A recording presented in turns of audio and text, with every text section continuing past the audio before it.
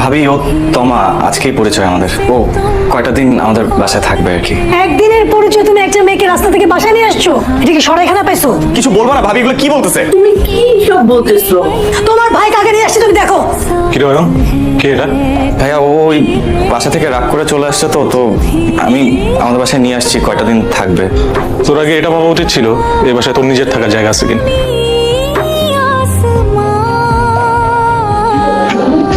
আজকাল রাতটা কোনো রকমের কাটাও। তন্ময় সাহেব, অয়ন আমাদের অফিসে নতুন জয়েন করেছে। অয়ন আমাদের অফিসে জয়েন করছে। ছোট মেয়ে তাহলে আক্কেল হয়েছে না, একটা জব দরকার ছিল খুব। ও এখন অফিসে আমার বস। আমরা তাহলে এখন বড় একটা বাসা নিব। অফিসে আমার ছোট ভাইকে বস ডাকতে হচ্ছে, আর তুমি আসো বাবা মা অয়ন সবাইকে মিলে একসাথে থাকার না।